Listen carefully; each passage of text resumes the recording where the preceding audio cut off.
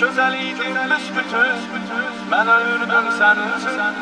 Seni ilk gördüğüm gün, seni ilk gördüğüm gün, ben ölürdüm senin için.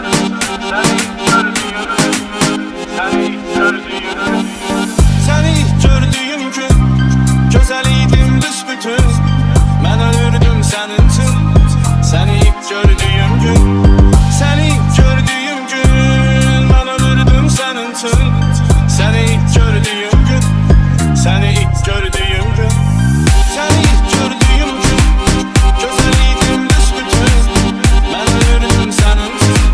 Seni ilk gördüğüm gün, seni ilk gördüğüm gün, ben ölürdüm senin için.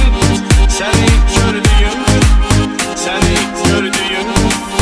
Seni ilk gördüğüm gün, mektebim tarihinde, ses söyle dehlizinde, ben de senin izinde.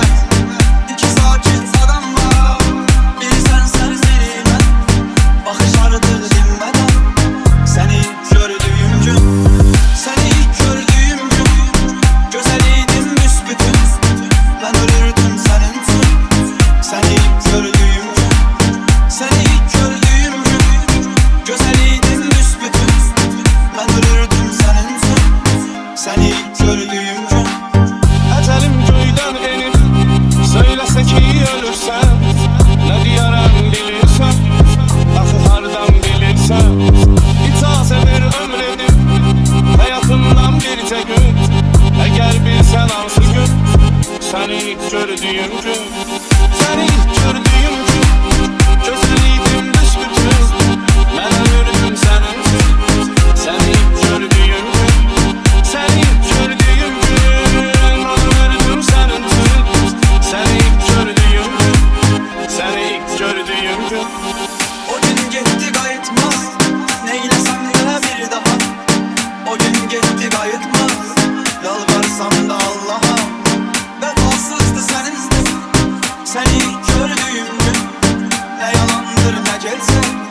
Seni ilk gördüğüm gün, seni ilk gördüğüm gün, güzelliydin büsbütün, ben ölürdüm senin için. Seni ilk gördüğüm gün, seni ilk gördüğüm gün, güzelliydin büsbütün, ben ölürdüm senin için. Seni ilk gördüğüm gün. Ömür kitaba benzeyir, sayfelerin güle yazır. Arzu yazdır, dile yazdır, fitne yazdır, şele yazdır. Ömür kitaba benzeyir, sayfelerin güle yazır. Arzu yazdır, dile